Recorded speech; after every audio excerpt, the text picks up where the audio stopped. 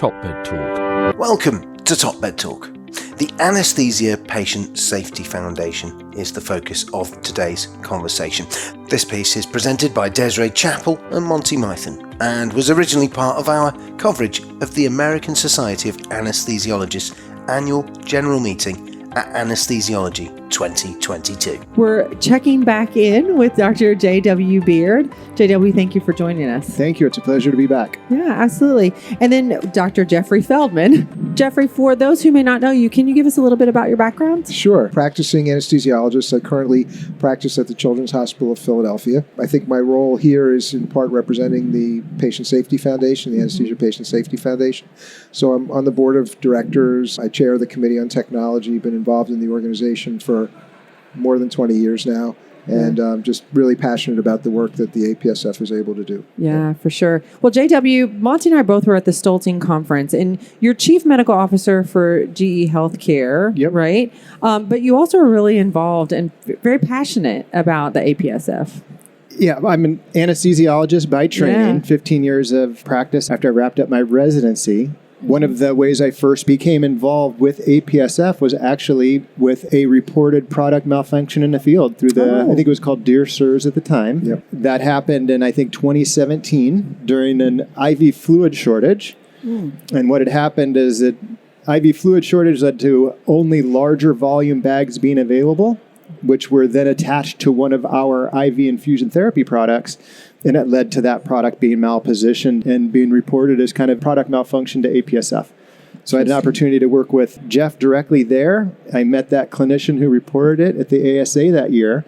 And I've always been a fan of APSF. The newsletters I've always have found incredibly informative. And certainly the columns that Jeff has written over time have been a highlight of it. Yeah, absolutely. Well, for those who are listening, we have a lot of anesthesia providers here in the U.S. and around the world. But tell us just a little bit more about the APSF, the Anesthesia Patient Safety Foundation. But tell us just a little bit more. Yeah, and it was at a foundation that started in the United States. Kind of the signature publication is the newsletter, which is now circulated globally. It's one of the most read, if not the most read, millions of in our space. So hundreds of thousands of readers. And translated into multiple translated languages. Now into 8 languages. Russian and Arabic were added recently. And so it's incredibly well circulated publication. Focused on patient safety issues in the perioperative space. It's everywhere from pre-op to post-op to focused intra-op to review of specific complex technologies like implantable cardiac devices, etc. APSF also makes practice recommendations that are produced and circulated widely enough, and the organization is so well respected that it really impacts practice. And it's become a very influential organization. And I'm happy to, we met at the Stolting Conference. I'm also very pleased to serve on the board of directors and the Committee on Technology also. And so it's an organization that's very much worthy of the support of me and my role, and I think just clinicians globally. For sure.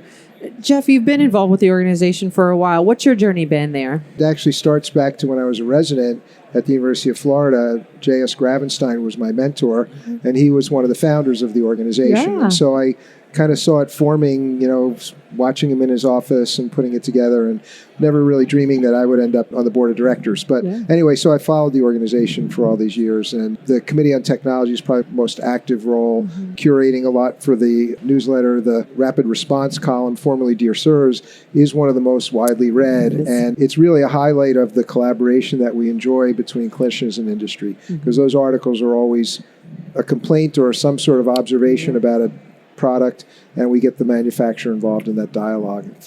I think we make it very productive. But the other thing that I might add to what JW was talking about is, I think one of the really unique things about the APSF is we really embrace all anesthesia professionals. We're an apolitical organization, and so our goal really is empowering everyone at the bedside to do the safest care possible. And then we also reach out to the industry partners and people from Joint Commission, nursing organizations, whatever it takes to move patient safety forward, we're opening our arms. And so it's never a blame game.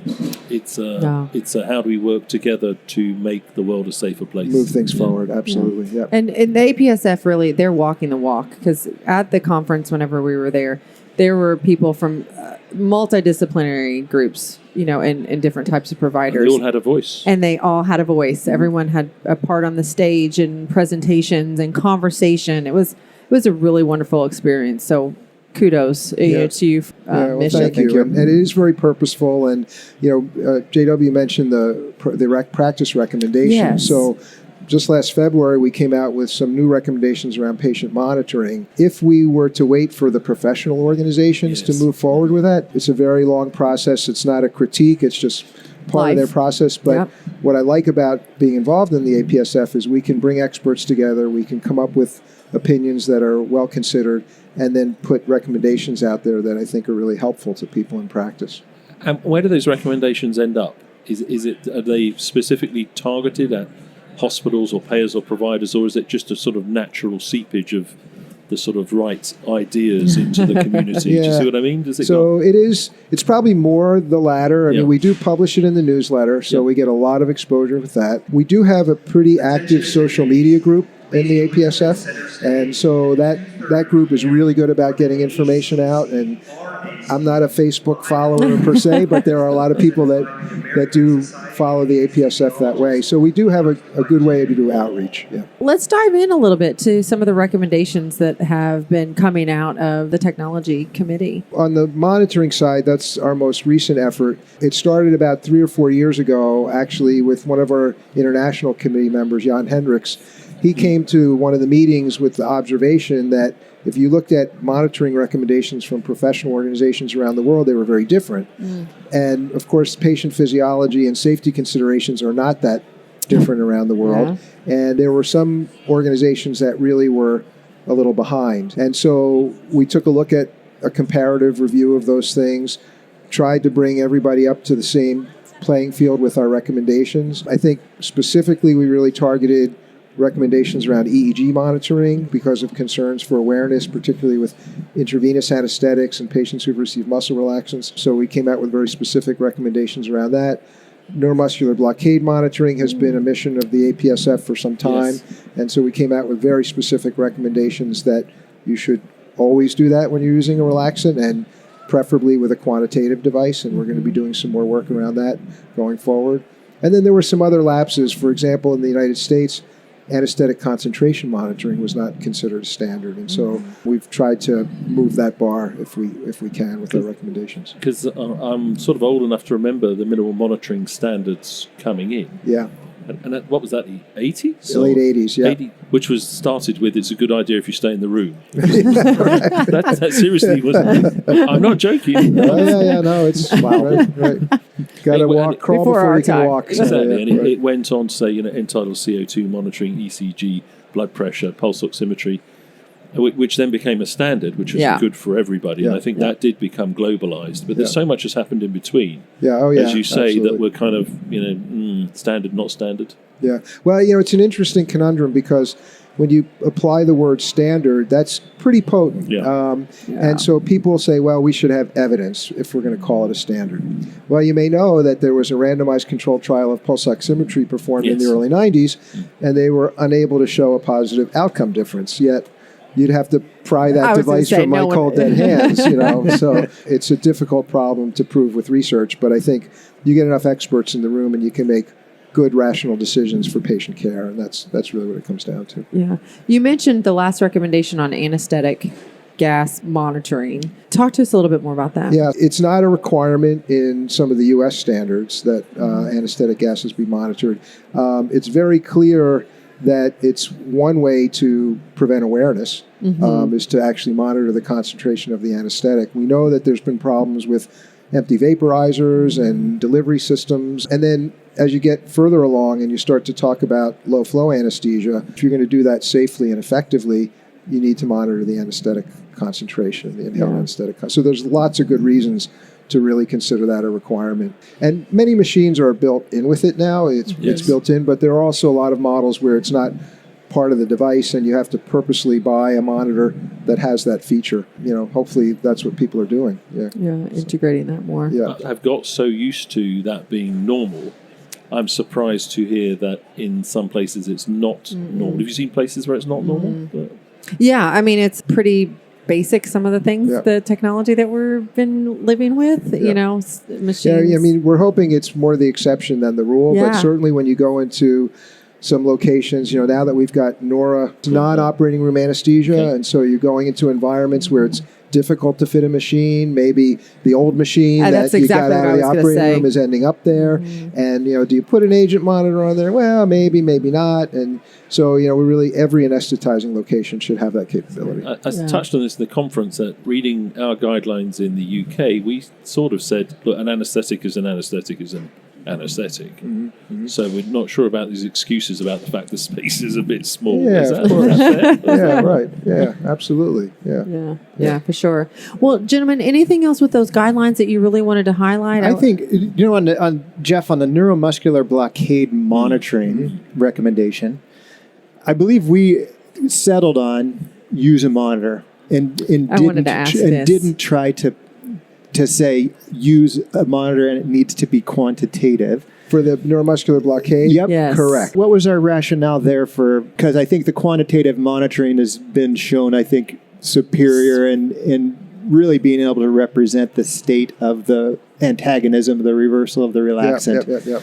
But I think is it just trying to get from really inconsistent practice to at least something? So, there's that. We don't want it to be a barrier to say only use quantitative, and then people say, well, I can't do that, so I'm not going to do anything. But also the quantitative technology is still a little bit early in its growth, and I think there's adoption. There's 2 different technologies now that are kind of acceleration-based and EMG-based, and sort of vying for which one is going to become the accepted one. And now there's, you have a user gap, an education gap, which actually the APSF is trying to fill. This year we launched the first course in the APSF Technology Education Initiative. So aps.f.org/TEI will get you to that website. Yeah. And our first course is on low flow anesthesia, and it went live this weekend at the meeting. Very excited about it. It's guided simulation. We partnered with the University of Florida Simulation Group. So you find a simulated representation of the anesthesia delivery system. There are models for uptake of oxygen and anesthetic, and allows you to envision a practice that you would do in the operating room in a simulation environment. Gotcha. And we take people through all the principles of low flow anesthesia. Our course next year is going to be on neuromuscular blockade monitoring, specifically quantitative neuromuscular blockade monitoring. We expect that to release also at this conference next year. Wow, congratulations. I mean, that's absolutely phenomenal. We will definitely put that in the show notes too, the link to that. Yeah. So this educational material, which includes this simulator, has an incredible visual. And so to me, it really makes the point of how rebreathing gas affects the inspired concentration of gas. It's not enough to, best practice is to deliver low flow anesthesia. Adjusting your fresh gas flow and your anesthetic, that is not the FI of the anesthetic or the oxygen. It is mixing with the rebreathing gas. And that's the gas flow and the vaporizer, that's the delivered, and it's mixing with this kind of rebreathed gas, and that's becoming your inspired concentration. And I thought that visual, when I saw it yesterday actually, is really nicely represents that. I think it's an excellent educational tool. How are you planning to scale that? Because that's going to be very popular. Yeah, well, we hope so. And actually, so it is, so I want to just emphasize, it's available to all anesthesia professionals. The course itself, there's an entry page on the APSF website with a lot of information, but the course itself is hosted on the ASA website for CME purposes. Yes. Oh, great. But you do not have to be an ASA member. You don't have to be a physician. Nurses, anesthesia assistants, anyone that wants to take the course can create an account and have access to it. And it's delivered in 8 different topics. Each one takes about 15 minutes. You can come and go and do one and then come back the next day. And it really covers all the essence of low-flow anesthesia, and it's free of charge. That is fantastic. Well, gentlemen, thank you so much for joining us and sitting down on the couch and having this conversation. Enlightening for sure. The APSF is such an important organization within perioperative medicine and definitely within our anesthesia space. Congratulate you for all the work that you've done, because we all know that it's a lot of work inside of the desk a lot of the times.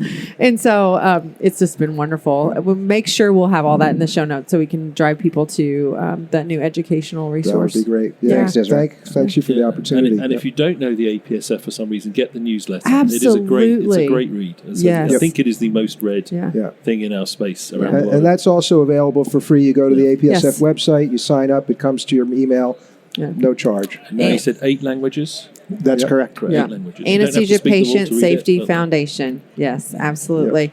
All right. TopMedTalk. Thanks for downloading TopMedTalk. Don't forget to subscribe via your podcatcher.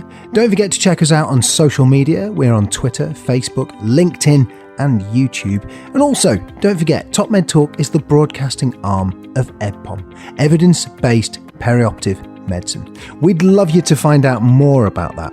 If you check out ebpom.org, you can find low prices on some of the conferences we're organising around the world.